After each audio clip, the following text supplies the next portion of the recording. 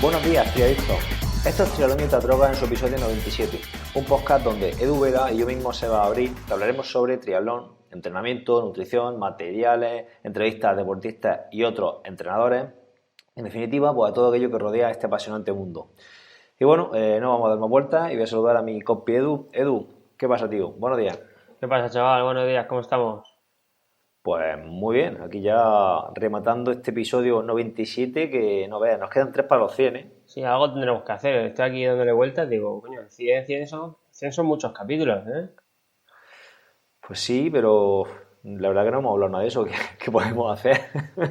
Pues nada, ya es que sabes que a mí me sale así de repente y bueno, pues algo haremos ya, lo pensamos tú y yo así, en un día encima de Sí. la bici y mandamos un audio, podemos hacer esto, tal, no sé qué, y ya está. Así que, Pues de todas formas nos queda este episodio y dos más, ¿no? El sí, 98 98 y el 99 ya 99. sería el 100, con lo cual quedan todavía tres semanas. Correcto, Podemos correcto. pensar algo, nos da tiempo a Venga, pensar algo. Venga, va. si sale algo, vale, y si no, pues tampoco pasa nada. La gente no nos quiere por los servicios que hacemos cuando llegamos a 50 o a 100 episodios, así que no pasa Está, nada. está- está claro, bonito estaría. Joder. Bueno, tío, coméntanos las noticias que tenemos por ahí de sponsor, patrocinio y ese tipo de cosas, que estamos ahora a tope con eso. Bueno, pues hemos cerrado, o estamos a punto de cerrar dos patrocinios. Una empresa de suplementación bastante conocida. Es nueva dentro del mundo del deporte, pero ya es muy conocida porque se ha movido muy bien. Y otro de platos preparados a domicilio fitness, que eso lo has gestionado tú, que te gusta a ti esas cosas paranoicas Sí, la y verdad que sí. Bueno, si te parece, para no darle mucha más coba a esto, al final en la postmeta lo comentamos y ya ahí hablamos largo y tendido sobre nuestra opinión acerca de tanto empresas de suplementación como de este tipo de platos preparados que ahora están bastante de moda y no sé, y si quieres ya comentamos el tema de la entrevista y pasamos a ella. venga, vale, me parece muy bien. Pues mete la entrevista y luego hacemos la charleta nuestra de postmeta. Sí, bueno, antes de meterla, comentar que vamos a entrevistar a Sí, Roberto Cejuela, que bueno, supongo que todos los que nos escucháis, pues lo conoceréis, es entrenador de deportistas de alto rendimiento, de élite, y bueno, está entrenando ni más ni menos que al tercero en las series mundiales, ¿no? Al Arce hizo tercero finalmente. sí, sí, claro. Y al Exacto, pues subcampeón, y al campeón sub-23, ¿no? A Roberto Mantecón, ¿no? También creo que está con la Universidad de bueno, sí, Alicante. exactamente, y al campeón del mundo sub-23 en Lausanne, que fue Roberto Sánchez Mantecón. Ujú.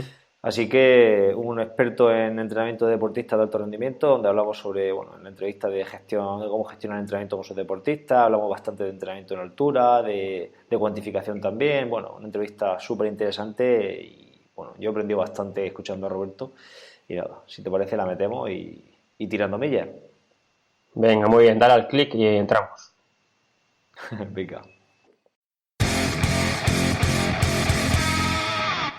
Bueno, en este episodio tenemos un invitado muy especial, un entrenador de deportistas de alto rendimiento, antiguo compañero de club, amiguete mío también, y nada, y mejor que él no se va a presentar nadie, así que vamos a saludar a Roberto Cejuela, iba a decir entrenador de la Universidad de Alicante, profesor, pero bueno, mejor que él sea el que se defina y diga a qué se dedica allí dentro de aquel, de aquel sitio que es la Universidad de Alicante. Roberto, bueno, buenos días. Hola, buenos días. Bueno, pues en la Universidad de Alicante mi trabajo es el de personal docente investigador, que es ser un profesor, en este caso titular. Imparto las asignaturas relacionadas con el entrenamiento deportivo en el grado de Ciencias del Deporte. Y a nivel de investigación, pues dirijo un grupo de investigación que se llama Research in Physical Education, Fitness and Performance, que principalmente tiene tres áreas de trabajo. Una es sobre la investigación en el entrenamiento deportivo, otra sobre la investigación en educación física y otra sobre la investigación en lo que es la actividad física y la calidad de vida. Y eso está enlazado, la investigación, con mi labor específica de investigación, que es sobre el entrenamiento deportivo, en concreto en los últimos años en triatlón y en concreto de alto rendimiento, más aún en estos últimos años, donde entreno a deportistas que viven en la universidad y muchos además también estudian en la misma. Muy bien, perfecto. Muy bien. Vale, Genial, pues pues. dime, Dime, dime. Sebas. Habla, Vale, habla, habla, nada, habla pues. tú. Bueno, nada, como casi siempre tenemos una batería de preguntas acerca de, principalmente acerca del alto rendimiento y la cuantificación de la carga. Tenemos, digamos, tres títulos importantes. El primero hablaremos de la gestión del entrenamiento, la segunda hablaremos de la cuantificación y por último las preguntas hablaremos del entrenamiento en sí de deportistas de alto rendimiento. ¿Vale, Roberto? De acuerdo. Vale, pues como siempre haremos una tanda de preguntas, una Sebas, una yo y así alternaremos. Empezaré yo y luego tirará Sebas. ¿Vale, Sebas? Venga, perfecto. Venga, muy bien. La primera pregunta es, ¿qué habilidades hay que tener, que debe tener un entrenador de alto rendimiento, no solo a nivel de entrenamiento? Bueno, el entrenador a cualquier nivel que trabaje, lo primero que tenemos que tener en cuenta es que trabajamos directamente con seres humanos, que son personas. Por lo tanto, en sí, no debemos solo centrarnos en los aspectos físicos, en los aspectos fisiológicos y anatómicos del movimiento, sino que todo eso va a ir gobernado por el cerebro y el cerebro va a ir gobernado por lo que son los aspectos psicológicos y sociológicos del ser humano. En un deportista de alto rendimiento, aún más en sí, puesto que su dedicación en la vida es al 100% al entrenamiento y su rendimiento va a ser lo que le dé mayor o menor dedicación, que pueda estar más años, que pueda ganar más dinero, que pueda vivir de eso en mayor medida, ¿no? Entonces, muchas veces los aspectos psicológicos y sociológicos son tan importantes como los físicos. ¿Qué hay que tener en cuenta? Primero, que el entrenamiento hay que adaptarlo al deportista. O sea, no hay ningún plan de entrenamiento ideal, no hay ningún plan de entrenamiento para bajar de las 2 horas en maratón ni para conseguir ser campeón del mundo. Lo que hay es un plan de entrenamiento ideal para cada ser humano en cada momento de su vida. Entonces es muy importante que adaptemos todo el entrenamiento a esa persona y a sus circunstancias sociales, a su familia, a su lugar de donde va a entrenar, a sus características psicológicas. Esa es una de las claves del éxito. Claro, porque además lo que has comentado yo veo una cosa súper importante y es que el deportista de alto rendimiento vive de eso y eso mucha gente a lo mejor los ve que se dedican a entrenar y dicen qué suerte tienen, pero claro, es que el pan de su casa depende del rendimiento y al final tiene una carga, un estrés psicológico, entiendo, ya no solo por la competición, sino también por la cantidad de sponsors que están ahí detrás que exigen resultados, ¿verdad?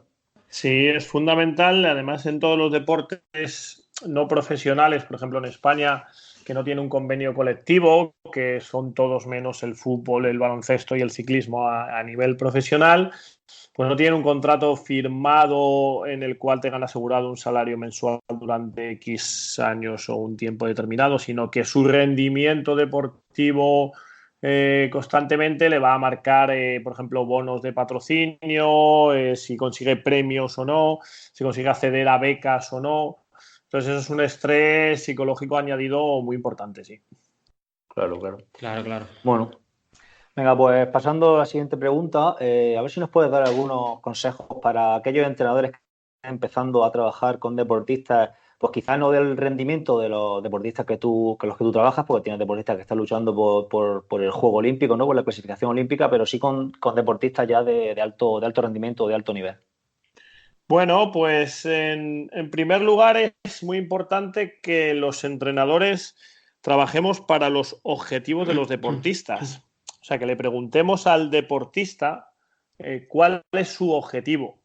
Porque muchas veces cuando trabajamos con deportistas que consideramos de rendimiento, que pueden ser de alto rendimiento en categoría junior o sub-23, pensamos o damos por hecho que su objetivo es lo que para nosotros sería el máximo objetivo, pues es intentar llegar a los mundiales, los europeos o los Ujú. campeonatos de España élite, pero hay que preguntar al deportista cuál es su objetivo. Y incluso aun el deportista contestando que su objetivo es el máximo soñado posible, la siguiente pregunta es preguntarle si está dispuesto a sacrificar y a Exacto. dedicarse Sí, a sí, sí. todo lo que Claro. necesita ese objetivo, en el sentido de ya no de entrenar, que sí que a la mayoría les gusta entrenar muchísimo, sino a todo lo que hay que dejar de hacer. Que esto, También, también estarán condicionados por los patrocinios, a lo mejor también, ¿no? Así que en el momento que un deportista en estos deportes amateur, por llamarlos, que no tienen contratos fijos con clubes, incluso también en los profesionales, en el momento que esos deportistas, sus motivaciones son extrínsecas solo o mayoritariamente, que pueden ser económicas, que pueden ser las redes sociales, la aceptación por parte de los otros o recibir elogios, no van a llegar. No van a llegar porque la motivación tiene que ser fundamentalmente intrínseca, o sea, que les guste sufrir entrenando, que les encante competir y que sean capaces de tener una capacidad volitiva de esfuerzo superior a la normal que tenemos todos los seres humanos. Porque como su motivación sea extrínseca solo, tener un material, tener una beca, ser reconocido socialmente, no van a llegar a demostrar todo el potencial que puedan tener. Correcto. Muy Claro, bien. al final la extrínseca tiene que ir detrás de la intrínseca, ¿no? Es una consecuencia de la primera. Exacto. Muy bien. Claro. Muy Vale, bien. pues Vale, pues la siguiente pregunta es: ¿qué características psicológicas, aunque ya nos has hablado un poco por encima, de que tiene un deportista de alto rendimiento, sus egos y demás historias? Cuéntanos un poquillo acerca de eso. Bueno, pues tiene que confluir dos motivaciones que son difíciles, que tengan las dos, que es estar motivado ante la tarea, que es ante el entrenamiento en este caso, que es que el entrenamiento en sí, hacerlo, le motive y le guste, que sea feliz haciéndolo en sí y tenga éxito en la mayor parte de los entrenamientos a cumplir, que no son fáciles de hacer, claro. Y luego también que tenga orientación al ego, o sea, que sea muy competitivo y que cuando llegue la competición se crezca y no se haga más pequeñito y que compita muy bien, ¿no? Entonces, que le guste competir, que le guste la ansiedad competitiva, que eso no le cause estrés, porque hay mucha gente que se produce lo contrario, ¿no? Hay gente que entrena muy bien, muy orientada a la tarea, llega a las competiciones y nunca les sale un buen resultado. Y viceversa, hay gente que le cuesta mucho entrenar y que luego la competición es muy bueno, pero que debido a una falta de demanda de entrenamiento, pues no va a llegar nunca al alto nivel. Correcto. Muy bien. vale. Y pasando a algunos errores que se pueden cometer cuando se entrena con este tipo de deportistas, por tu experiencia, ¿qué nos podrías destacar de errores que se suelen cometer o incluso errores que has podido cometer tú o gente allegada a ti? Bueno, sobre todo lo que decía al principio, que debemos pensar en cuál es el plan más óptimo para ese deportista, teniendo en cuenta sus características, su experiencia, su lugar de nacimiento y geografía, que eso va a condicionar mucho su aspecto sociológico, y no sacarle demasiado de su zona de funcionamiento, ¿no? O sea, los deportistas es cierto que hay veces que hay que concentrarse y aislarse de determinadas variables y al contrario, hay otras veces que hay que fomentar que el deportista esté más cerca de su casa o de su lugar geográfico, de su gente, aunque se sacrifiquen algunas variables más objetivas del entrenamiento, ¿no? Entonces, un equilibrio, digamos, mano derecha, mano izquierda, con el que hay que jugar. Entonces, a veces cuando somos más jóvenes o más teóricos o tenemos menos experiencia, nos podemos ceñir más a los datos objetivos, ¿no? Actualmente, digamos, el entrenamiento ha tenido un boom en cuanto a la objetivización de los parámetros, ¿no? Se ha pasado un poco de los entrenadores más mayores, que era todo subjetivo y su experiencia y porque ellos creían que era así, ahora al contrario, ¿no? Que la gente quizás pasa demasiado tiempo mirando la pantalla de un ordenador y al final no está atento al deportista, ni habla con él lo suficiente, ni entiende los mensajes y señales que éste le da. Muy bien. Sí, bueno, hablando de eso, bueno, eso mismo comentaste el otro día en una publicación de Instagram que, bueno, para mí estoy totalmente de acuerdo en lo que pusiste sobre, justamente creo que viniste a decir lo mismo que has dicho ahora, ¿verdad? Sí, comentaba que la tecnología nos puede dar muchos datos y que la verdad es que al que le guste analizar los datos, ahora mismo es el momento del Big Data, quizás más aún en los deportes colectivos, ¿no? Que se pueden hacer grandes estadísticas y grandes análisis, pero a veces tanto dato muchas veces nos confunde porque hay que recordar que casi no todos, pero la mayor parte no son realmente objetivos porque parten de muchos cálculos en los cuales de estimaciones, de estimaciones, que no son claro. mediciones, y dos, de constantes, de fórmulas. Entonces, el momento que hay una constante, por ejemplo, el cálculo del porcentaje de grasa a través de la estimación de los pliegues cutáneos, es un error total porque asume que la población mundial tiene unas constantes de la densidad de la grasa y la densidad de la grasa simplemente se modifica con la temperatura corporal y la temperatura corporal se modifica por muchos aspectos. Entonces, a partir de ahí, los datos es importante, pero sobre todo hacer una selección de qué datos son de verdad medidas directas que nos dan información sobre el rendimiento y no perder nunca lo que sí que los entrenadores que han tenido más éxito a lo largo de estos años han hecho muy bien, que es el coaching, ¿no? Que en sí es uno de los trabajos del entrenador, que es la comunicación con el deportista, escucharle y a partir de ahí tomar decisiones. Sí, yo tengo una puntualización acerca de lo que has dicho del contexto social del deportista. Yo cuando vi este año que empezaba a Fernando Alarza a entrenar con tu grupo, claro, luego también escuché, vi por ahí por redes sociales que tiene una niña y no sé si lo decías exactamente por él, pero realmente, claro, él ha tenido ahora, por ejemplo, una niña, un niño, no sé lo que ha tenido, y realmente su contexto social es muy importante para él, para no irse, por ejemplo, con un grupo de entrenamiento que va a entrenar no sé, en Australia en invierno, por ejemplo, ¿no? En ese caso le convendría estar con un grupo como el tuyo, independientemente de que estéis vosotros por la situación geográfica también, por estar cerca de los suyos. ¿Te referías a ese tipo de cosas? Sí, a eso y en realidad desde eso que es más general hasta lo más específico. Desde, pues por ejemplo, nosotros, Fernando, entrena en 3 sitios al año, ¿no? Que son la Universidad de Alicante, su pueblo, o sea, Talavera de la Reina, que es donde él tiene su casa, y Sierra Nevada, el centro de alto rendimiento que nos concentramos. Claro. Pero todas las fechas no solo dependen del objetivo de competición, sino que muchas veces pues también primamos aspectos familiares, ¿no? Y aspectos sociales, porque esa combinación es el éxito. Al final, ¿qué es el rendimiento deportivo?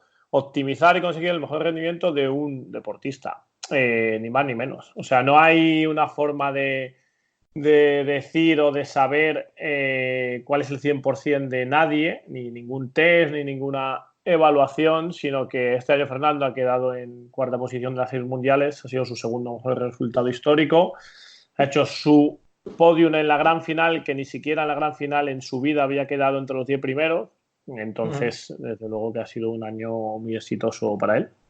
Buenísimo, claro. Claro que sí. Muy bien. Bueno, queda claro que estas preguntas que iban relacionadas todo con la psicología, los consejos a los entrenadores y demás, seguimos con la gestión de entrenamiento y ahora pasamos a otro tema, ¿no? Queremos saber más o menos qué tipo de plataformas usas para planificar las temporadas de los deportistas. Bueno, nosotros lo que es la planificación la hacemos simplemente en una hoja Excel, lo que es las fechas de planificación, competiciones, objetivos, organización estructural de los mesociclos, microciclos y sesiones. Y a partir de ahí lo que sí que tenemos desarrollado es nuestro sistema de cuantificación de la carga de entrenamiento, que son los equivalentes de carga objetivos y subjetivos, y hasta ahora los venimos haciendo igual en hoja Excel, que compartimos con los deportistas a través de Dropbox. Los deportistas lo que realizan diariamente es apuntar sus cargas objetivas y subjetivas, los datos que le pedimos diariamente. Y es cierto que ahora esta temporada se ha creado una plataforma online a través de una app que no sé si nos dará tiempo ya a utilizar para el 2020, pero que sí que posteriormente la vamos a utilizar. Muy bien. Muy bien. ¿Y qué tipo de equipo llevas detrás? Aparte de estar tú, ¿tienes fisioterapeutas, algún ayudante? Yo sé que, por ejemplo, en la Blumen antes había un entrenador solo de natación, otro de ciclismo, otro de carrera, otro tal. ¿Aquí cómo lo dividís? Sí, yo tengo un equipo de trabajo que es un cuerpo técnico a modelo de equipos colectivos, como fútbol, por ejemplo, en el cual tengo un segundo entrenador que en este caso es Noari Perona para esta temporada nueva, que normalmente siempre los técnicos que trabajan conmigo han sido anteriormente estudiantes allí en el grado de Ciencias del Deporte, han hecho el practicum conmigo y entonces ya tienen una formación muy avanzada en el sistema de trabajo porque están integrados en él, ¿no? Entonces con Noari tenemos otros 2 técnicos auxiliares que en otros años han hecho la misma función y que han hecho sus tesis doctorales y que están en trabajos también allí en la Universidad de Profesor Asociado, en el cual ese grupo sobre todo es un apoyo a la recogida de datos, a la investigación y al control del entrenamiento. Entonces, si en alguna sesión no estoy yo, el grupo se divide en 2 o 3 grupos, está siempre uno de los entrenadores con cada uno de los grupos. Y luego tenemos 2 fisioterapeutas, está Clara Lozano y está otro fisioterapeuta que trabajan en la universidad para todos los deportistas, equipos, e incluso hay un gabinete de fisioterapia ahí abierto para cualquier persona que quiera coger hora. Luego a nivel de técnica trabajamos con un asesor para natación que se llama Enrique Planelles, que Enrique es especialista en el método de trabajo con el Swim Smooth y es un sistema de grabación y de análisis técnico que viene de Australia y que da formaciones muy específico y me gusta mucho porque es muy rápido, da un feedback inmediato con los deportistas a través de la imagen y muy didáctico y entonces de forma durante toda la temporada Enrique pues va trabajando con cada uno de los deportistas y en carrera a pie trabajamos con Lloren Solves, que es un entrenador de atletismo, sobre todo especialista en medio fondo, que trabaja en Alicante y trabajamos juntos, yo trabajo con él en cuanto a la carga de entrenamiento de los atletas y él nos ayuda en cuanto a la técnica de carrera a pie y la técnica de movimientos de trabajo de fuerza. Y igual durante todo el año pues nos asesora y trabajamos juntos. Muy bien. Muy bien, pues queda claro con lo que dices que una sola persona no puede estar con todo, ¿no? Lo digo por muchos entrenadores que a lo mejor se piensan que saben de todo y realmente estamos viendo como en un equipo, pues se podría decir profesional, hay esa multidisciplinariedad, ¿verdad?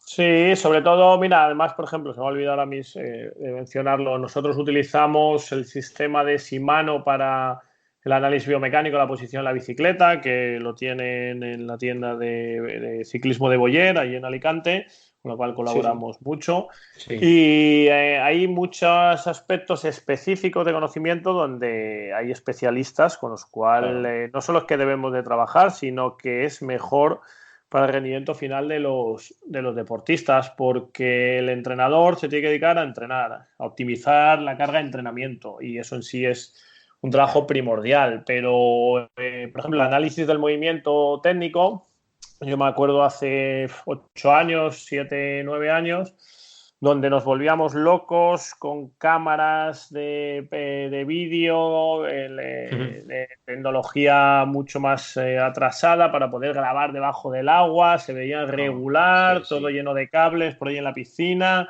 valía muchísimo y entonces, bueno, yo eso enseguida vi que dije, bueno, esto aquí lo que hace falta es especializarse y buscar a personas con las cuales poder trabajar en cada uno de los ámbitos. Por ejemplo, en cuanto al movimiento, prevención de lesiones, trabajo inespecífico pero básico para después entrenar natación, ciclismo, carrera a pie, de igual modo, ¿no? Entonces hay que buscar un equipo de trabajo y luego a la medida de lo posible nosotros en el ámbito de la investigación lo que nos permite es eso, tener mucho persona que le interesa trabajar, que trabajamos en la universidad y trabajamos en función de la investigación y apoyamos eso, pero sí, trabajo en equipo siempre. Perfecto. Claro, ahí está, Vale, ahí está la clave, ahí está la clave. Venga, sí, tírale, Sebas. Bueno, pues vamos a pasar al siguiente bloque de preguntas, que es donde vamos a hablar principalmente de cuantificación del entrenamiento. Y bueno, aquí hay un boom que ya lo has comentado antes con el tema del Big Data, de entrenadores que usan plataformas para la gestión de entrenamiento y para el análisis de los mismos. Y bueno, la más famosa es Training Peaks y con todo lo que envuelve a esta plataforma, con su famoso sistema de cuantificación basado en TSS, ¿no? Que es un final de Training Peaks, también con WKO, ¿no? Y bueno, en fin, yo le veo muchas lagunas a ese sistema y bueno, tú tienes tu propio, bueno, vosotros tenéis vuestro propio sistema de cuantificación y bueno, me gustaría un poco que hablaras sobre este tema, qué opinas del sistema de Training Peaks, que al final es el más extendido en el mundo y un poco que nos des tu opinión al respecto. Sí, el Training Stress Score es una forma de medir el estrés provocado por el entrenamiento en función de la potencia generada, en este caso ideado y pensado siempre para ciclismo, ¿no? La idea fue buena. La medición de la potencia en ciclismo aportó una objetivización de la intensidad, porque hasta entonces, yo incluido que trabajábamos en ciclismo, pues la frecuencia cardíaca se combinaba con los kilómetros o con el tiempo en el mejor de los casos y ese aporte fue extraordinario en el sentido de que si tú combinas tres medidas para la intensidad, que es la potencia, la frecuencia cardíaca y la percepción subjetiva de esfuerzo, esa triangulación te da la clave para tener un buen control de la intensidad y si el volumen lo tienes en tiempo y teniendo en cuenta que los entrenamientos de ciclismo casi nunca tienen pausa o las pausas siempre son activas, es perfecto el Training Peaks. Ahora bien, ahí la potencia se mide de forma directa en cargas tensiométricas, conocidos vulgarmente por potenciómetros en la biela de la bicicleta o el buje trasero. Hasta ahí ideal en ciclismo. A partir de ahí no podemos medir la potencia de forma objetiva en natación y en carrera a pie. Ahora ahí a través de acelerometría estimamos potencia en carrera a pie. Por ejemplo, nosotros estamos trabajando desde hace ya 2 años en una tesis doctoral con esto y hemos empezado ya con acelerometría en natación, donde estimamos la potencia nadando. La estimación, además, como no es ninguna medición directa y viene dada por lo que hablábamos anteriormente, por fórmulas, por aspectos técnicos, por considerar muchos aspectos iguales en todos los deportistas, no nos sirve para utilizar la potencia de ese modo. Por lo tanto, el Training Peaks en triatlón, si es la pregunta, para mí no es óptimo utilizarlo para cuantificar la carga de entrenamiento. Claro, y luego está la fuerza, ¿no, Roberto? Porque la fuerza que haces con ella ahí, porque estás cuantificando la semana entera de cada deporte, pero entonces luego la fuerza la dejas ahí aparte.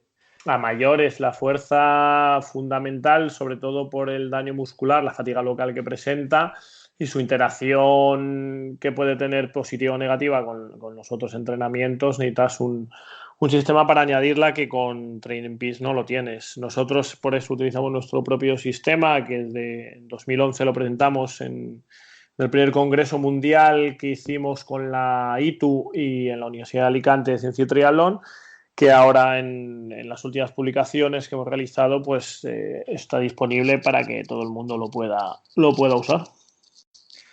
Muy bien. Pues sí, ahora hablaremos de todo ello ahora. Sí, háblanos un poco de los modelos ecos, explica de forma breve en qué consiste. Sí, el modelo equivalente de carga subjetivo pues se basa en 2 aspectos fundamentales. El primero es la individualización de la intensidad en cada deportista. Necesitas las zonas de entrenamiento de cada deportista. Evidentemente, si las mides directamente, si tienes acceso a mediciones directas, es más fiable. Y si no, pues las puedes estimar a través de la velocidad aeróbica máxima, a través de porcentajes de frecuencia cardíaca o incluso a través de la RPE, ¿no? El tiempo que entrenas en una zona, en minutos, el volumen siempre se mide en minutos, se multiplica por una constante de zona, ¿no? Esa constante de zona es lo que podríamos discutir si puede ser mayor o menor o variante. La constante de zona viene determinada en función del gasto energético. Hay muchos estudios que nos dan información acerca de cuánta energía nos supone estar cerca del primer umbral ventilatorio o entre los 2 umbrales ventilatorios o cerca del consumo de oxígeno máximo o por encima de este, ¿no? Entonces son constantes exponenciales que, digamos, la zona 1 por debajo del primer umbral ventilatorio pues vale 1 y la zona de 8, que es la potencia anaeróbica láctica, pues vale 50, ¿no? Para que tengamos un valor en el cual realmente esté cerca de cuánta energía más nos va a costar. Y se multiplica minutos en zona por la constante de zona la zona es individual de cada deportista, ya estás individualizando la intensidad, estás individualizando en el volumen, porque son los minutos que tú has estado en esa zona, no los que ha tenido el entrenamiento de todos o los kilómetros. Y además tiene un coeficiente de densidad, ¿no? Por el cual se corrige. La densidad sobre todo va a ser para los entrenamientos de natación y carrera a pie, que hay mucho más pausa. Sí, y sobre paradas, todo, claro. Y sobre todo en entrenamientos de alta intensidad, ¿no? No es lo mismo hacer 4 minutos cerca de tu 100% de consumo de oxígeno máximo, descansando 4 minutos parado, que hacer 4 minutos cerca de tu consumo de oxígeno máximo haciendo 4 minutos de carrera en zona 1, de pausa activa, ¿no? Entonces, ese entrenamiento no puede valer lo mismo, ¿no? Entonces, por eso la densidad, que hasta ahora ningún sistema de cuantificación de la carga de entrenamiento la tenía en cuenta, nosotros la tenemos en cuenta en cada sesión. Y además hay un coeficiente por deporte, ¿no? Nadar 1 hora en zona 1 no puede valer lo mismo que correr 1 hora en zona 1. Claro, correcto. No implica la misma musculatura, no significa el mismo coste energético, no da el mismo daño muscular, y los descansos, tú vas a correr 1 hora y no te paras normalmente en zona 1. Claro. Pero tú no estás nadando 1 hora en la piscina seguido, ¿no? Haces micropausa siempre, ¿no? Pues eso hay que tenerlo en cuenta. Incluso para la técnica, la dificultad de mantener la técnica nadando es mucho mayor que en bici, ¿no? Que va sentado o que corriendo.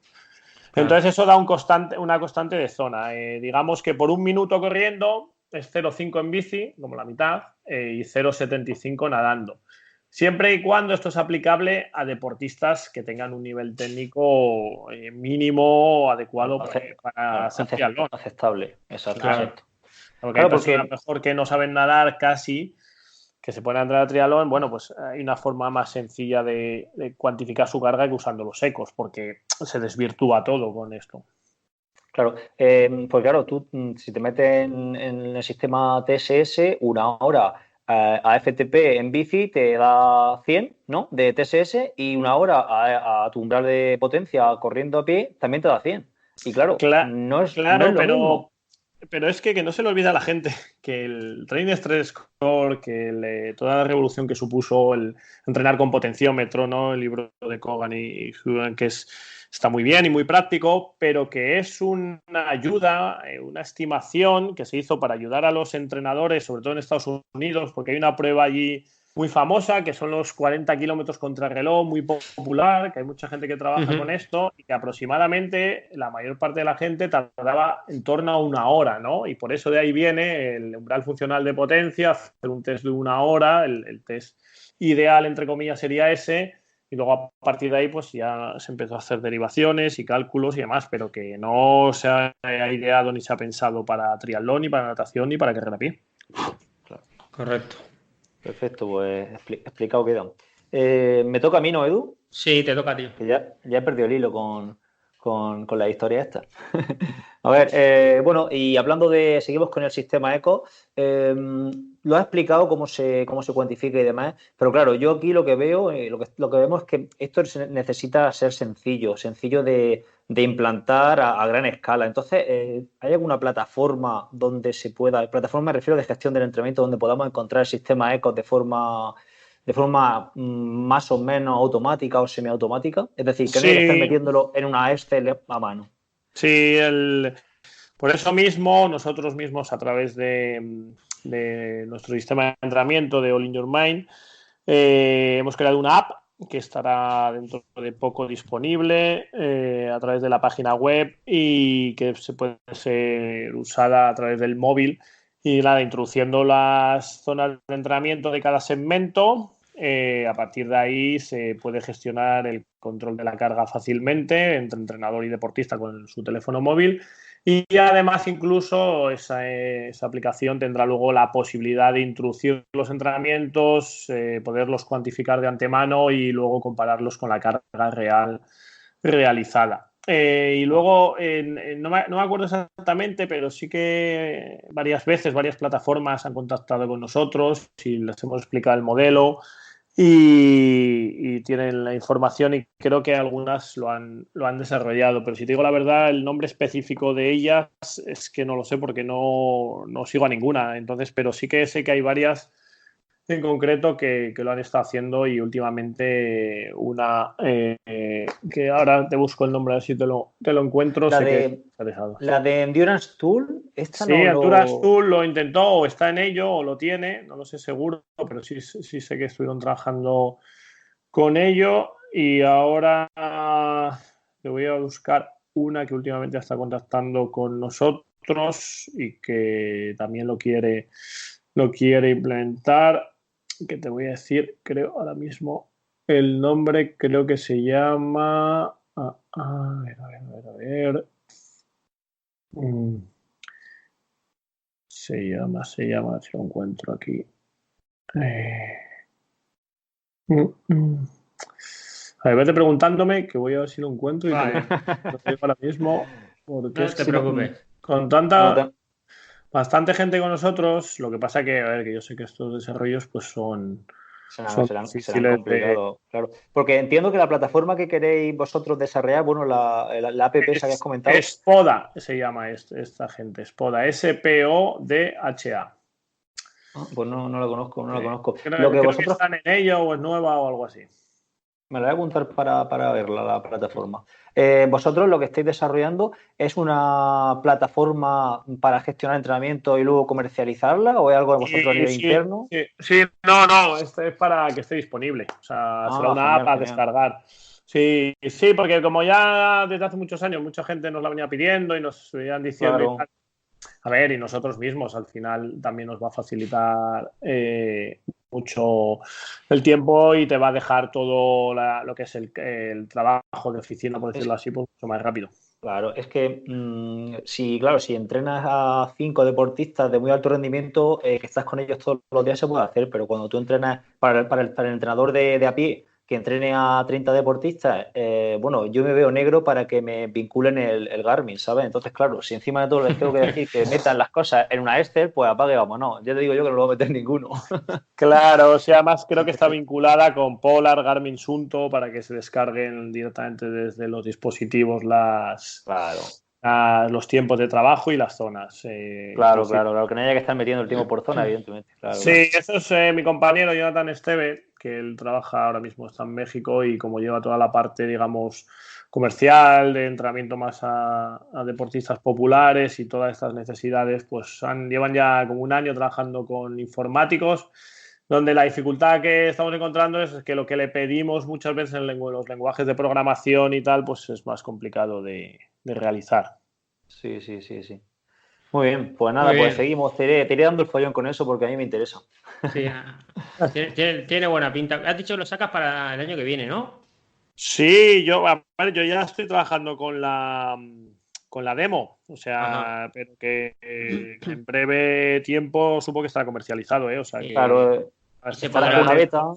Sí, planificar todo, ¿no? Hacer mesociclos, microciclos, todo. eso es. Es decir, Sí, sí, eliminar el Excel para siempre y usarlo todo en un mismo sí, vínculo, ¿no? exacto, Ok. exacto. Y dejas tus sesiones programadas y a lo mejor incluso las sesiones se forman por tareas, calentamiento, tarea 1, tarea 2, tarea 3, vuelta a la calma y tú dejas tus tareas montadas y luego ya construyes las sesiones con una Ajá. tarea de consumo de oxígeno máximo, una tarea de primer umbral y esa sesión vale tanto y luego cuando se descarga el deportista, pues lo que ha pasado en la sesión ha sido esto otro, ¿no? Y entonces, Ok. ahí se juntan las dos cosas y tomas decisiones. Muy bien. Perfecto. Muy bien, vale, pues nada, pasamos ahora a la fase de preguntas sobre el entrenamiento de deportistas de alto rendimiento, ¿vale? Hablando un poquito del entrenamiento en altura, la concentración en altura, ¿nos puedes comentar los días que estáis, los beneficios que tiene y, bueno, el dicho este de Training Low, Sleep Height, que nos lo podéis explicar un poquito por encima? Claro, utilizar la altitud como estímulo de entrenamiento, que sería específicamente lo que hacemos, bueno, pues eso se lleva haciendo y estudiando desde que hubo que competir en los Juegos Olímpicos de México 68. Como eran en México DF, que está a más de 2.400 metros de altitud con respecto al nivel del mar, pues claro, el cuerpo no se comporta igual porque lo que pasa allí es que eres capaz de captar menos oxígeno porque la presión parcial de oxígeno está reducida y al final cuando respiras una vez el oxígeno que entra en tu cuerpo es menos. Si Claro. te mueves y tienes que hacer ejercicio y demandas más oxígeno, la conclusión es que a la misma intensidad que a nivel del mar, te cuesta más energía y recuperas menos en el mismo tiempo que a nivel del mar recuperas más, ¿no? Entonces son las dos cosas fundamentales que hay que tener en cuenta si quiero hacer algo de estímulo con altitud, ya sea real, ya sea simulada en una máquina o donde sea. Nosotros las concentraciones las realizamos en periodos de tiempo como mínimo para que haya cambios físicos y fisiológicos y en el rendimiento entre 14 y 15 días en personas con experiencia y como máximo hasta las 28 días, ¿no? 27, 28 días, entre 2 y 4 semanas aproximadamente. Y en función de los objetivos puedes hacerlo de varias maneras. Uno sería aclimatarte a competir en altitud, si tuvieras que competir en altitud, que en nuestro caso no ha sido así.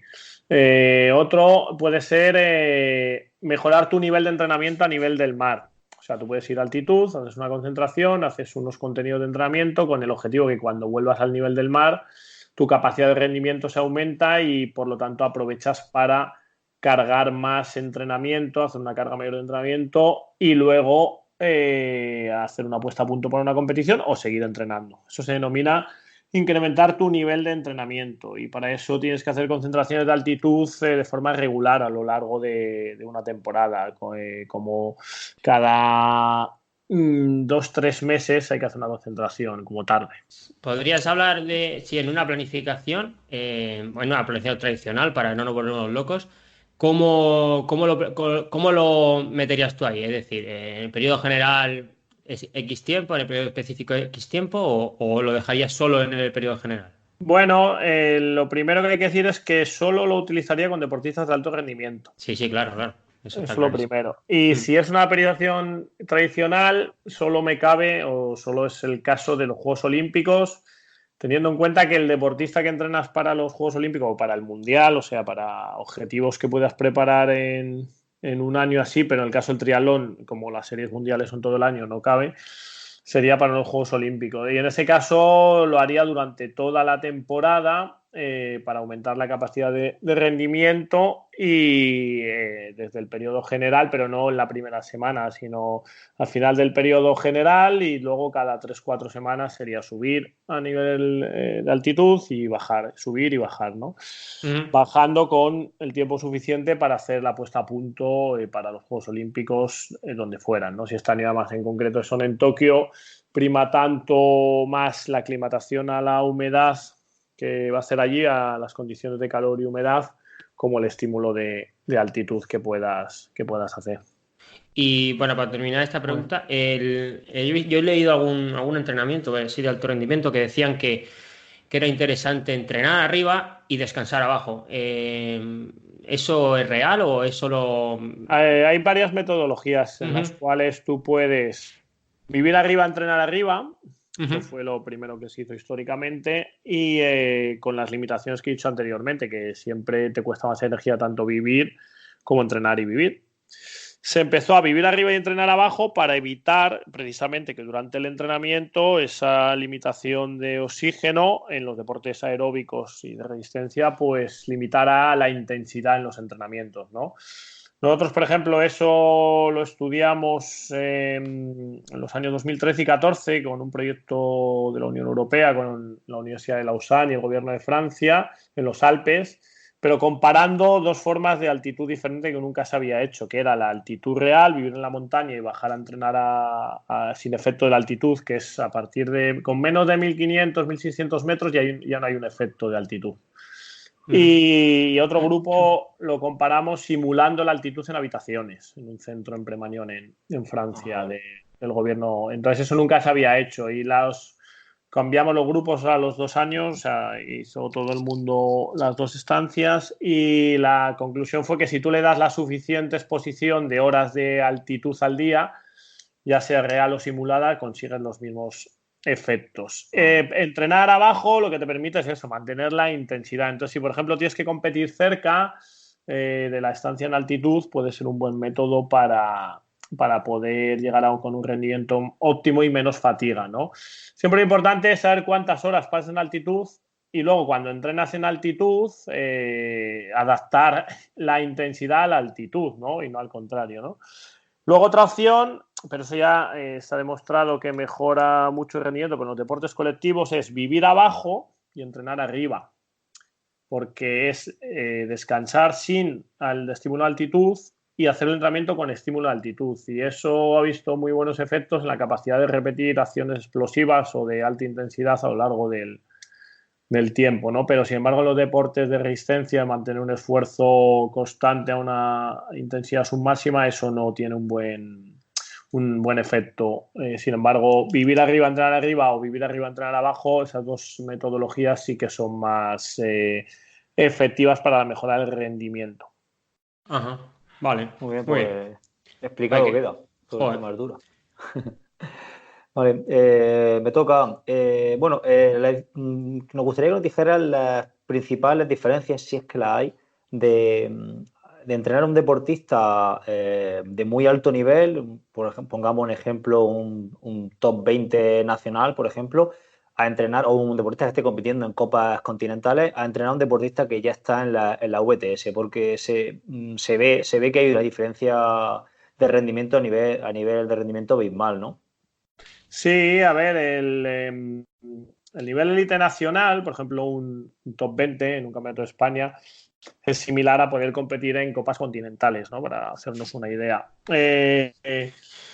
La gran diferencia con las series mundiales, al final, es que el rendimiento de aproximadamente, podemos decir, hay 40, 50 triatletas en el mundo, que su nivel en triatlón, tanto en natación, ciclismo como carrera a pie, es bastante superior al resto, ¿no? ¿Por qué? Sobre todo porque tienen mucha calidad, pero sobre todo porque han entrenado bastantes años con una continuidad y un programa o un sistema de entrenamiento que les ha permitido manifestar eso y que se han hecho profesionales, o sea, que pueden vivir de eso y dedicarse con eso durante toda su vida. Mucha gente no llega ahí se queda por el camino, por decirlo así, ¿no?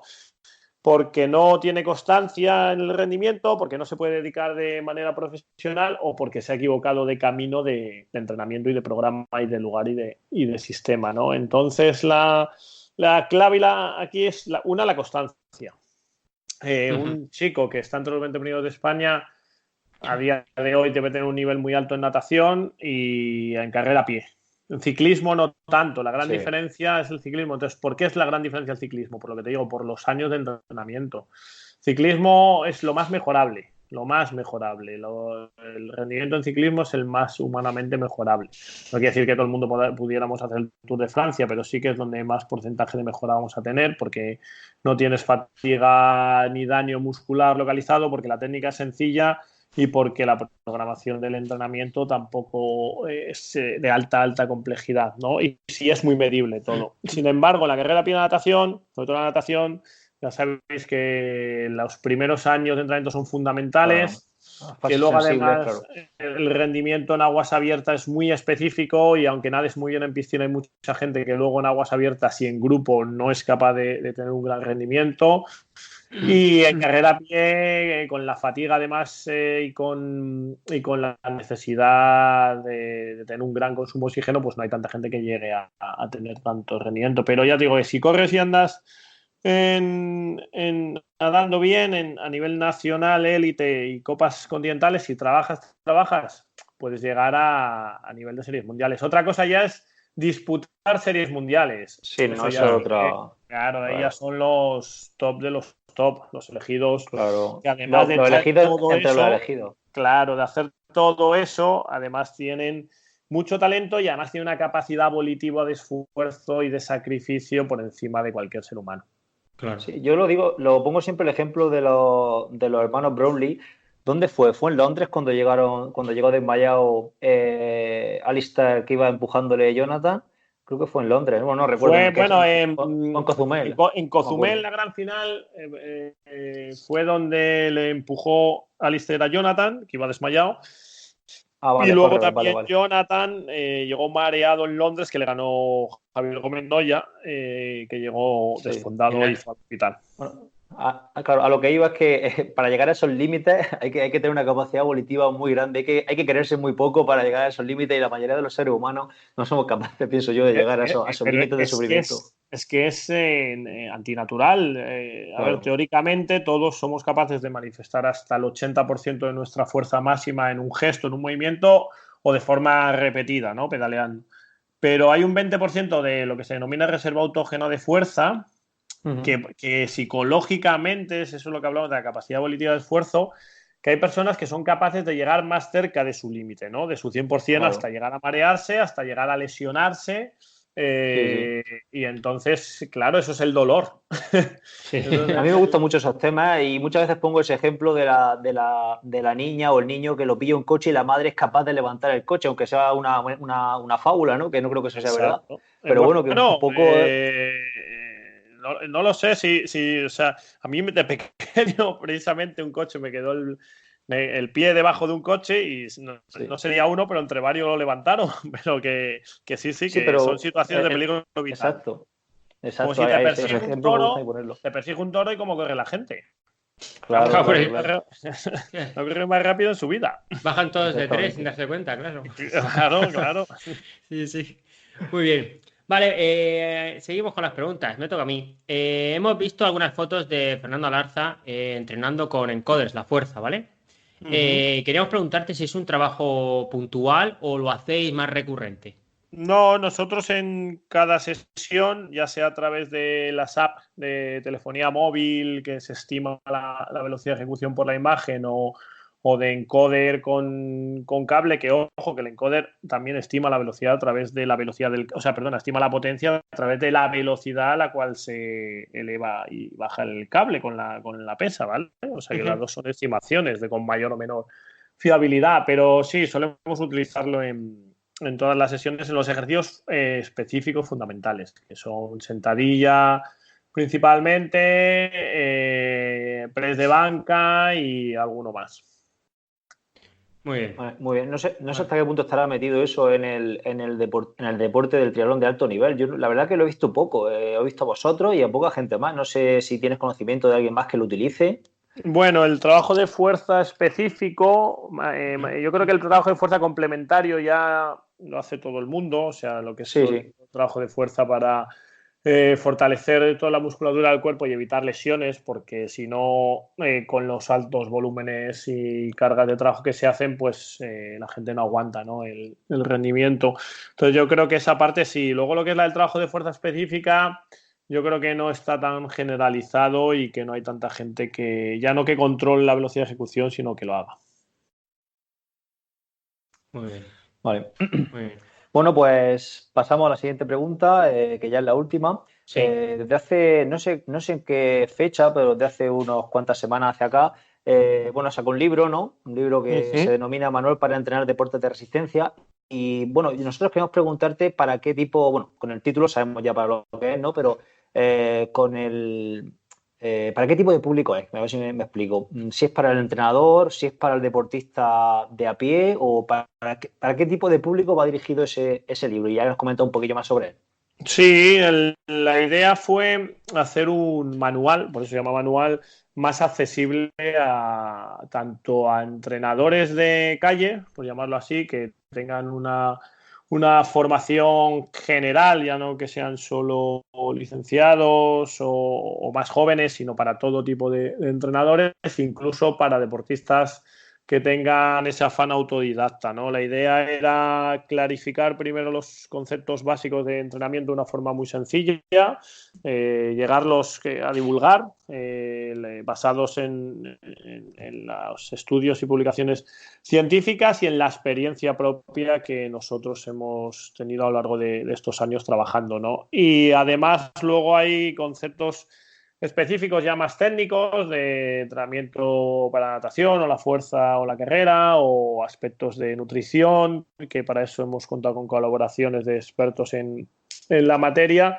Y sobre todo la idea es que se pueda difundir y romper un poco el mito que ahora esa dualidad que en los últimos años parece haberse instalado, ¿no?, entre lo que hablábamos de los entrenadores más mayores que se basan únicamente en su experiencia o en sus vivencias, y los entrenadores más jóvenes que estudian en las facultades, que parece que solo hay entrenamiento científico, cuando en realidad el entrenamiento no es una ciencia en sí, sino nos basamos en estudios y en ciencias afines para, a partir de ahí, construir los programas de entrenamiento, pero que en sí no podemos medirlos, porque tú nunca puedes medir el entrenamiento que estás haciendo con un deportista en un momento y un lugar y en una fecha, compararlo con ese mismo deportista en otro ámbito, en otro aspecto o con otro grupo similar. Exacto. Correcto. Pues muy bien, pues a modo de reflexión final creo que ha quedado de cine ese último párrafo y nada, ya hemos terminado. Simplemente pues darte las gracias por haber estado aquí esta tarde, porque esto lo estamos grabando de tarde. Llevamos creo que desde el mes de diciembre intentando cuadrar agendas para poder quedar y es imposible. Es verdad.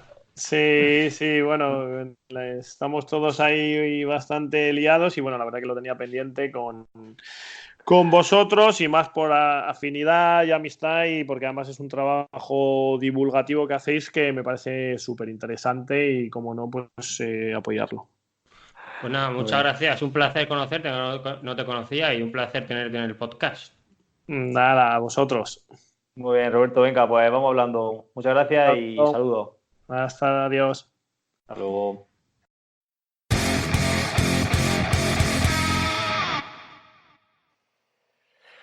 Bueno, Edu, ¿qué te ha parecido? Pues ya está, tío, sí. Joder, pues muy bien. La hemos tenido, que lo sepa la gente, hemos tenido la entrevista ahí guardada, pues no queríamos sacarla porque que era para nosotros es una entrevista top, ¿no? Es decir, una persona como Roberto está metido en el mundo de la élite, como dices tú, y no queríamos grabar un martes y sacarlo un viernes. Y la hemos tenido ahí la nevera durante un par de semanas y ya hemos decidido sacarla esta semana porque también se nos hacía un poco largo el guardar esa entrevista. Claro, es que además también queremos esperar a coger inercia, ¿no? A coger inercia con el podcast, porque claro, septiembre al final es un mes que entre la vuelta al cole, que empieza la gente a los entrenamientos, el trabajo de mucha gente que vuelve de vacaciones también, pues al final lo suyo es esperar ahora a octubre, que cojamos inercia y bueno, y seguro que tiene más escuchas, y bueno, simplemente con poner el nombre de Roberto, que pues yo creo que va a ser una entrevista muy escuchada, así que nada, esperamos que a la gente le haya gustado. Y bueno, entramos en la postmeta, ¿no? Aquí donde nos contamos sí, nuestros chascarrillos de fin de semana. Nuestras milongas, sí. Joder.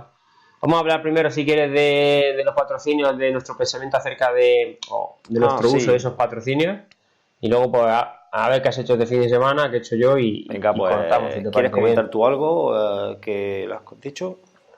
Pues sí, bueno, yo de la empresa de suplementación he usado geles y he usado isotónico para la bici, y la verdad es que me gusta bastante, los precio-calidad bastante buena. Entonces, bueno, fue la idea mía porque la conocí de la empresa, y yo creo que, aunque yo no soy muy dado de usar mucha suplementación, aunque uso, pero no soy un talibán de hay que tomarse, hay que ahora esto, no.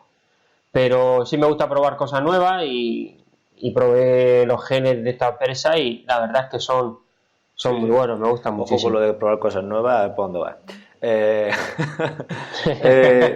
Cosas nuevas siempre dentro de la legalidad y que voy a andarme en carro polo.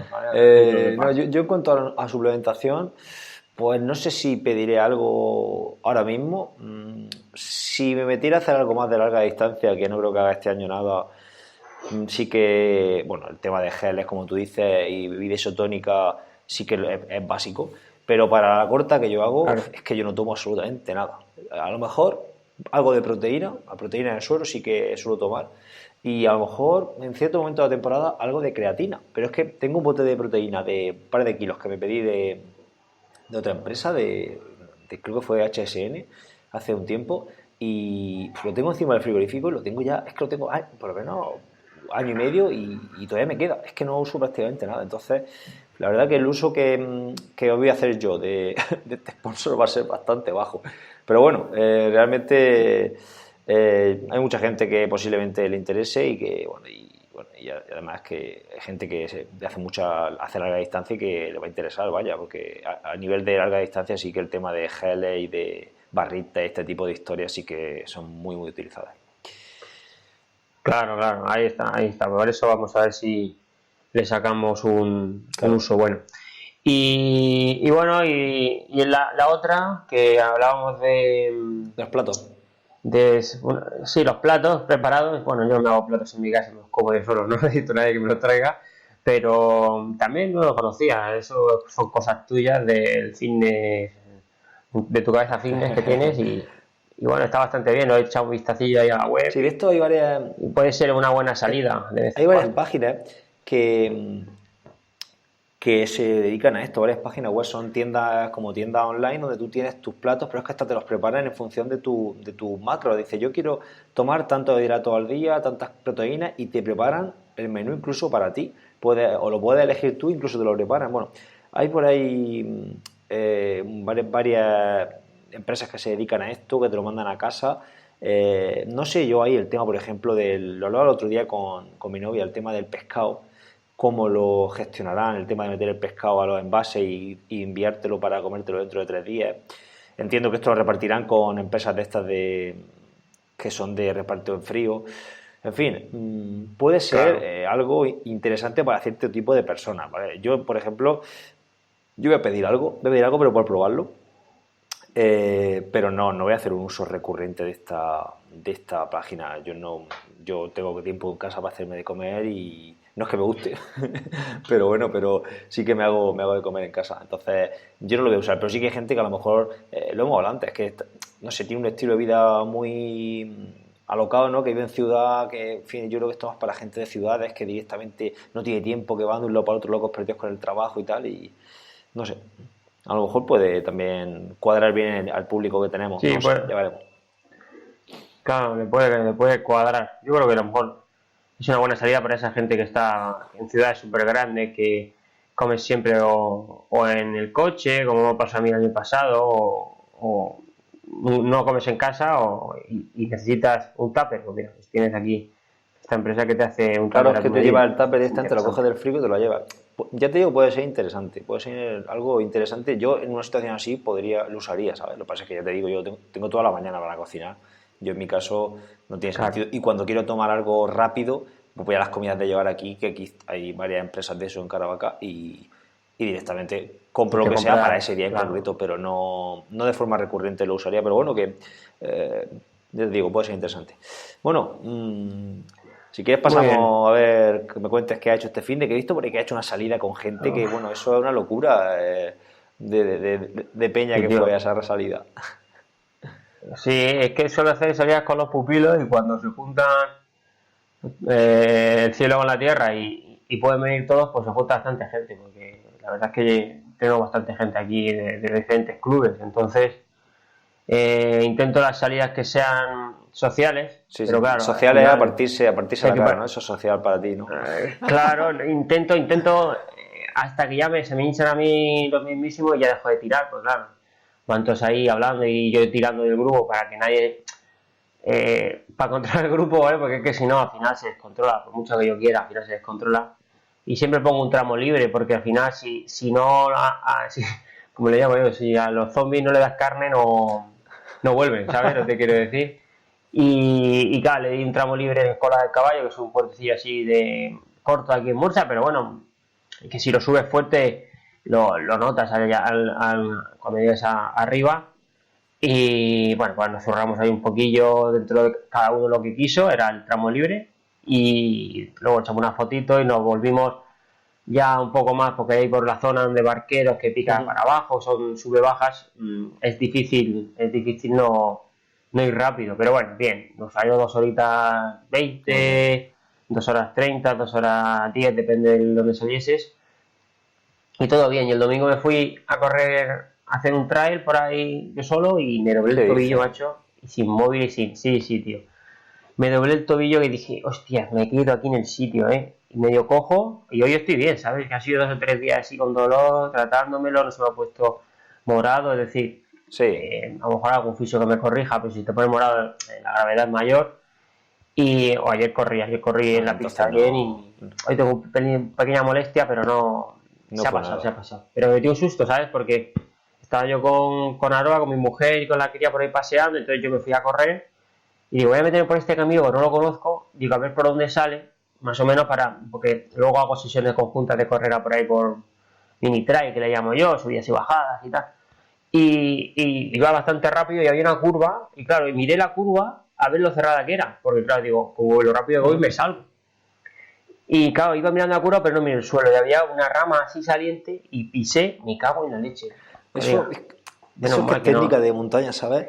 Yo ayer, por ejemplo, salí Ya, un rato, hice 1 hora o así, porque este domingo compito, y de hecho iba pensando ayer en eso, porque no iba fatigado, y no iba pensando en las bajadas, en mirar un poquito más adelante, hay que mirar un poco más adelante de donde va a ir poniendo los pies. Los pies tienen que ir pisar. apoyándose ya, es Mm, como tú vas mirando adelante para prevenir lo que viene y los pies van pisando donde ya has mirado, por así decirlo. Es decir, es complejo, claro, y lugar, eso, cuando vas fatigado, muy fatigado, ya es más complicado hacerlo, pero la vista no podría ir en los pies porque si no, no te da tiempo a reaccionar. Esto pasa como la mountain bike, como mira la rueda adelante, mal va, tienes que mirar más adelante, pero ya sabiendo dónde van a ir poniendo los pies en función de lo que has visto antes, una cosa, es algo así extraño.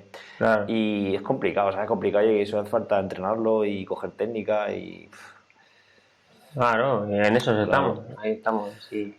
Pues nada, tío, Pues nada, tío, poca cosa. ¿Y tú yo el qué? sábado hicimos una salida en bici, 2 horas y cuarto, así pues como tú más o menos, y salimos también pues salimos por lo menos 15 o 16 saldríamos también. Y bueno, y el domingo fui a correr y al final hice que otras 2 horas de montaña, 18 kilómetros me salieron al final, 800 metros de nivel positivo y bueno, era la última tirada así más larga para este domingo que voy a correr aquí una prueba en Caravaca. La verdad que no, tampoco no voy como el año pasado la verdad que estaba por esta prueba bastante bien. También estaba entrenando desde agosto y este año empecé a entrenar a mediados de septiembre, con lo cual no llevo ni un mes. De hecho, he salido 4 veces al monte, realmente. En fin, pero bueno, Bueno, realmente la prueba la voy a tomar como un rodaje, simplemente. No quiero tampoco ir con la mentalidad de competir porque al final es que no estoy para competir a tope ahí, ¿sabes? Porque es que es toda la prueba en mitad subiendo y mitad bajando y cuando llegas arriba lleva una tostada claro. considerable, entonces luego hay que bajar pues un montón de niveles que has subido, tienes que bajar hasta Caravaca otra vez. Pero bueno, Claro.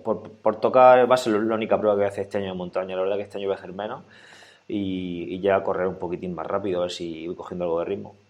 ¿Sabes? Muy Pues bien. sí, tío.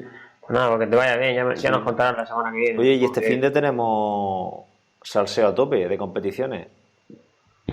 Sí, está el Pro Tour este, ¿no? Está el Pro Tour, está Kona y qué Está más. Kona. Hostia, y También, el, joder. el, el Breaking Two este de Kipchoge. Lo de. ¿Eso qué coño es? El reto este de bajar de 2 horas del maratón. Lo van a hacer en. Ah, vale, Lo vale. van a No me hacer entiendo. en. A ver, joder, que lo estuve leyendo para el Daily el lunes. ¿Era en Viena? Creo que era en Viena, ¿dónde se va a hacer? Sí. En Viena, pero con público. Es que la otra vez lo hicieron en Monza. Y al hacerlo en Monza, estaba sin público, el circuito estaba cerrado al público. Pero en Sí. esta ocasión va a tener el factor del público. Y entonces es un circuito, creo que era de 5 kilómetros, que tiene que dar 8 vueltas. Me parece que era eso. Bueno, no me acuerdo. La cuestión es que va a ser un circuito cerrado para que la gente esté. Circuito cerrado, no, un circuito urbano que la gente va a estar animando. Entonces, el factor psicológico ese no lo Sí, va a va a ser. tener, que no lo tenía en Monza, lo va a tener ahora. Entonces, no sé. Claro. Pues, bueno, va a ir con un Inter- coche eléctrico tirándole, marcándole con un láser el ritmo, con liebres, con gente dándole la hidratación y la alimentación en movimiento. Es que estuve leyendo sobre eso y la verdad que son normas que no son legales, vaya, a nivel de la Federación de Atletismo. Porque no puedes Claro. llevar, por ejemplo, un coche cerca que te vaya cortando el aire. Pero, pero claro, esto es un reto para bajar de las 2 horas. Y Sí, decía Kipchoge en unas declaraciones, decía, me da igual no cumplir las normas, lo que quiero es entrar en la historia. Decía, ¿sabes? Claro, como diciendo, claro, es que me da igual que lleve un coche delante de pero hay que correr por debajo de 2 horas, a ver quién corre, ¿no? Y yo quiero claro, ser si corre, sí. claro, quiero ser el primero en hacerlo. Claro. La verdad que... Ponte con tu coche delante y baja de las 2 horas. Claro. Con todas las trampas que quieras. Va a estar chulo y, Sí. en fin. Y nada, Muy bien. bueno, pues... Pues nada, chaval, cortamos ya, ¿no? ¿O qué? Pues vámonos, ¿no? Ya despedimos a la gente y Sí. poco más. Muy bien, pues venga, pues despide el tema. Venga, pues nada, pues nos despedimos. Como siempre, os recordamos que podéis pasar por triathlonyotradrogas.com. Ahí podéis encontrar la forma de contactar con nosotros. Y nada, podéis escucharnos a través de las diferentes plataformas de escucha, de podcast, incluida Spotify. Nada, por nuestra parte, nos escuchamos la próxima semana. Un saludo de Caravaca y hasta entonces. Venga, hasta luego.